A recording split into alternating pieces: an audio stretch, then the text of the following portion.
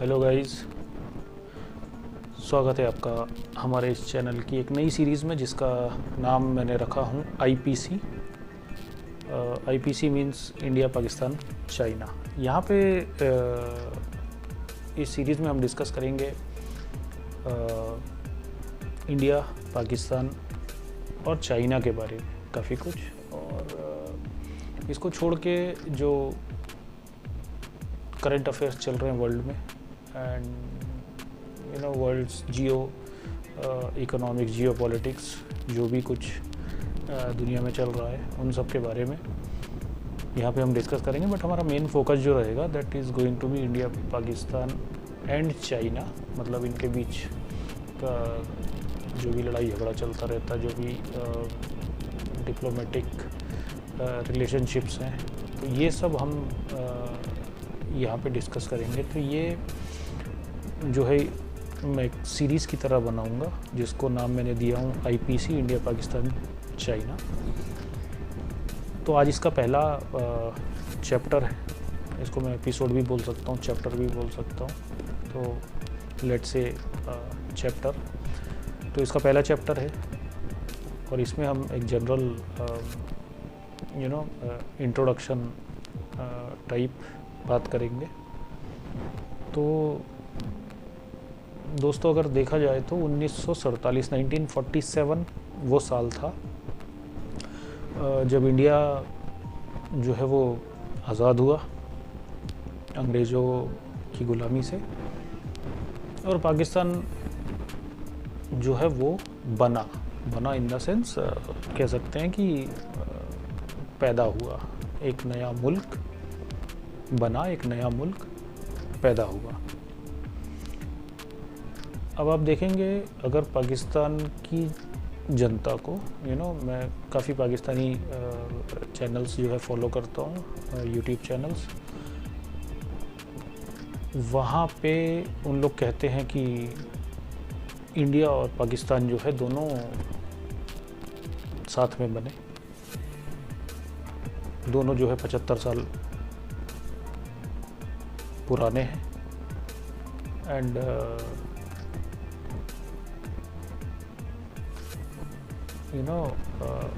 वो कहते हैं कि इंडिया भी जो है 75 साल पुराना है, हम भी 75 साल पुराने, तो इंडिया हमसे इतना आगे क्यों है, हम इंडिया से इतने पीछे क्यों हैं। तो पहली चीज़ जो उनको गलतफहमी है वो मैं दूर करना चाहूँगा कि 1947 में हिंदुस्तान अंग्रेज़ों से आज़ाद हुआ। ओके, उसी दिन 1947 को, वैसे तो 15 अगस्त का दिन था वो, लेकिन पाकिस्तानी किस हिसाब से अपना जो है एक्चुअली लोग अपना आज़ादी इंडिपेंडेंस जो है वो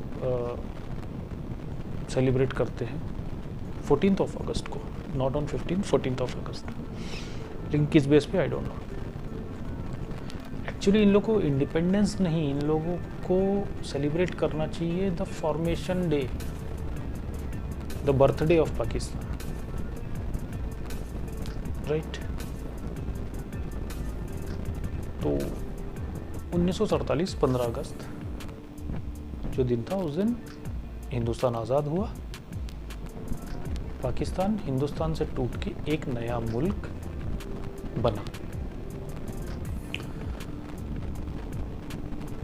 बना।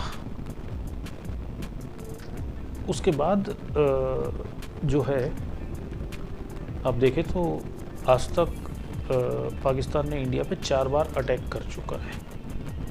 एक तो आज़ाद होते ही 1948 में, नेक्स्ट ईयर कश्मीर के ऊपर जो उन लोग चढ़ दौड़े थे, then 1965, then 1971 and recently it was 1999। Recent मतलब 1999 को काफ़ी अरसा हो चुका है, बट मैं इसलिए रिसेंट कहूँगा क्योंकि ये एक ऐसा वॉर था जो हमने टीवी पे लाइव देखे, क्योंकि उस समय मतलब उसके पहले इतने न्यूज़ चैनल्स और ये सब नहीं हुआ करते। और 1971 में यार बहुत बड़ी बात थी अगर किसी घर में टेलीविज़न भी हुआ तो। सो 1999 तक जो है काफ़ी प्राइवेट न्यूज़ चैनल्स आ चुके थे और वहाँ से ग्राउंड रिपोर्टिंग हुई थी 1999 वॉर की, जिसमें कि एक बहुत अच्छा पॉइंट मैं ये कहूँगा कि जब हमने ग्राउंड ज़ीरो जिसे कहते हैं, जहाँ वॉर चल रहा है वहीं कैमरा लगा हुआ, तो वहाँ से जब पूरे देश ने उस वॉर को देखा, पूरे देश ने देखा कि वहाँ गोलियाँ चल रही हैं और गोले फट रहे हैं, जो भी हो रहा है,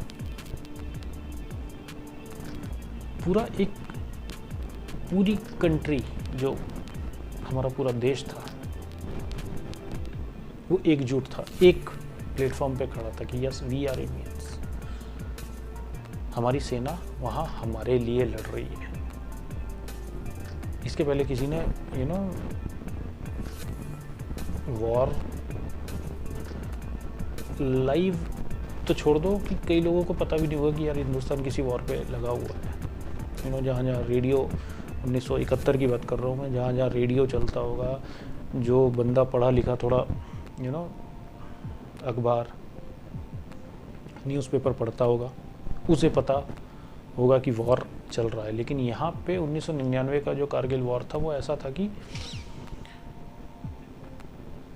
हमने टीवी में देखा, ऐसा लग रहा था कि हम खुद उस ग्राउंड ज़ीरो पे हम हैं, हम वहाँ पे खड़े हैं। नेक्स्ट चाइना की बात करें अपन तो चाइना के साथ भी हमारे वॉर हुए हैं 1962 एंड 1967। ओके, 1962 जो वॉर है, it was a full fledged war. Full fledged war इसलिए क्योंकि चाइना ने भी लड़ा, हमने भी लड़ी। 1967 का जो वॉर है, जितना मैं जानता हूँ, जितना मैंने उसके बारे में सुन रखा, जितना मैंने उसके बारे में पढ़ा हूँ, I don't consider 1967 war as a full fledged war. यहाँ पे सिर्फ यही हुआ था कि हमने पकड़े थे चाइना को और कूट दिए थे। 1962 का जो बदला था वो 67 में भारतीय सेना ने ले ली कि बेटा 1962 में तुम बहुत उचक रहे थे, ये 67 है। और भारतीय सेना ने पकड़ के कूट के चाइनीज़ को बहुत तगड़ा एक सबक सिखाए थे कि बॉस हमसे मत लड़ो। तो ये एक कहना चाहिए छोटा सा इतिहास है हिंदुस्तान, पाकिस्तान, चाइना का। अब आ जाइए, मैं आपको एक बात बताता हूँ। 1997 और 1998 की बात बताता हूँ। उस समय हमारे स्वर्गीय प्रधानमंत्री श्री अटल बिहारी वाजपेयी की सरकार थी। उसमें जो हमारे डिफेंस मिनिस्टर थे, उनका नाम था श्री जॉर्ज फर्नांडिस, और जॉर्ज फर्नांडिस जी भी now he is no more. George Fernandes ji ने उस समय 97-98 थोड़ा सा कंफ्यूज हो रहा हूँ, बट 97-98 की ही बात है ये, कारगिल वॉर के पहले की बात है। उन्होंने एक बात कहे थे कि पाकिस्तान जो है वो इंडिया का क्या कहना चाहिए कि नंबर 1 दुश्मन नहीं है। We should not consider Pakistan as number 1 enemy for our country. उन्होंने कहे थे कि चाइना जो है ये हिंदुस्तान का मेन दुश्मन है, मेन कल्प्रिट चाइना है, नॉट पाकिस्तान। उस समय लोगों ने इस बात को नज़रअंदाज कर दिया कि यार चाइना से लड़े हुए हमें काफ़ी अरसा हो चुका है। पाकिस्तान एक ऐसा मुल्क है जो कुछ ना कुछ करता रहता है। हर दिन डे बाय डे कुछ ना कुछ हरकत पाकिस्तान करता है। उस समय लोगों ने इस बात को उतना सीरियसली नहीं लिया है, यार कुछ भी छोड़ रहे हैं, हमारे जैसे लोग रहे तो बोला अरे कुछ भी फेंक रहा है यार ये आदमी। लेकिन अगर आप आज के करंट सिनारियो को देखेंगे, पाकिस्तान आज हिंदुस्तान के सामने कुछ नहीं है और ना वो कुछ कर सकता है। एक एटमी मुल्क होगा पाकिस्तान, नो डाउट। इंडिया के सामने उसकी औकात आज कुछ भी नहीं है और वो हमारा कुछ उखाड़ नहीं सकता। वो चाहे अपनी पूरी मिसाइलें भी चला देगा ना, जितनी भी उसके पास यार मिसाइलें हैं, बोलते हैं 160 170, तभी इंडिया का वो बाल भी बाका नहीं कर सकता। इंडिया को सिर्फ 2 या 4 मिसाइलों की ज़रूरत है पूरे पाकिस्तान को खाक में मिला देने की। सिर्फ 4 मिसाइल टारगेट पे मारेंगे, पाकिस्तान ख़त्म हो जाएगा। वहीं अगर हम देखें चाइना को, चाइना ने देखिए माइंड गेम बहुत अच्छा खेला। 1967 के बाद वो कभी लड़ने मैदान पे नहीं आया, राइट। उसने क्या किया, अपनी इकोनॉमी को ऊपर उठाया। आज वर्ल्ड की सेकंड लार्जेस्ट इकोनॉमी है, 15 trillion I think, I am not sure, उतना ही है, 15-16 ट्रिलियन का इकोनॉमी है।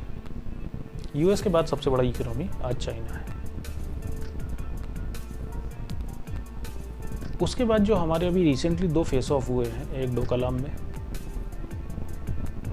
एक गलवान घाटी।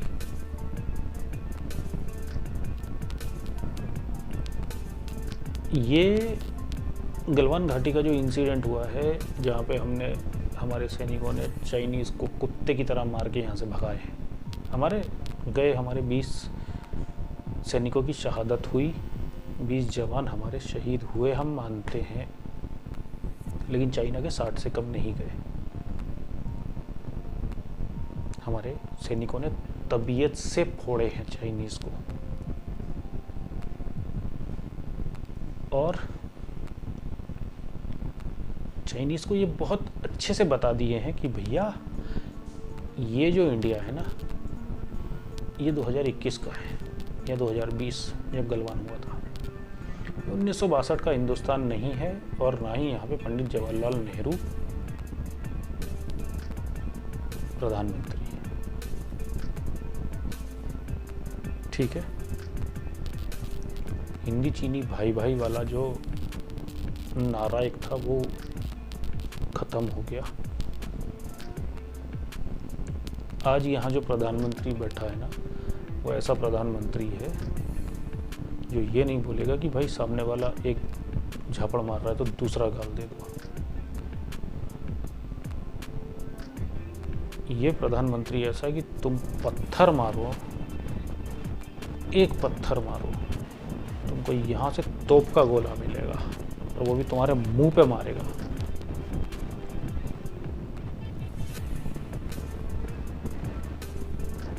तो आज की जो करंट सिचुएशन है, करंट सिनारियो है, उस पे अगर हम बात करें तो देखिए 1998, आज हम बैठे 2022 में, मैं बात कर रहा हूँ 24 साल पहले की। तो हमारे जो डिफेंस मिनिस्टर थे स्वर्गीय फर्नांडिस साहब, जॉर्ज फर्नांडिस जी, उनकी दूरदर्शिता अगर आप देखें, उन्होंने जो कहे थे कि भाई पाकिस्तान मेन कल्प्रिट नहीं है, हमारा मेन दुश्मन पाकिस्तान नहीं है, हमारा मेन दुश्मन चाइना है। हमें चाइना पे फोकस करना चाहिए, चाइना पे हम आज फोकस कर रहे हैं, यू नो, आज मतलब not from 2022 but I think 2015-16 से जो हमारी तैयारी चल रही है, जो हमारी फ़ौज की तैयारी, जो हमारी एयरफोर्स की तैयारी, जो हमारी नेवी की तैयारी है, वो चाइना के लिए हो रही है, नॉट फॉर पाकिस्तान। पाकिस्तान को तो आज यू नो फटे पत्ते पे नहीं पूछते। Hindustan you know we don't care about Pakistan, बिल्कुल नहीं। पाकिस्तान बोले तो क्या भिखारियों का मुल्क। हाँ, ये मैं आपको बताऊं कि हमारा जो बचपन था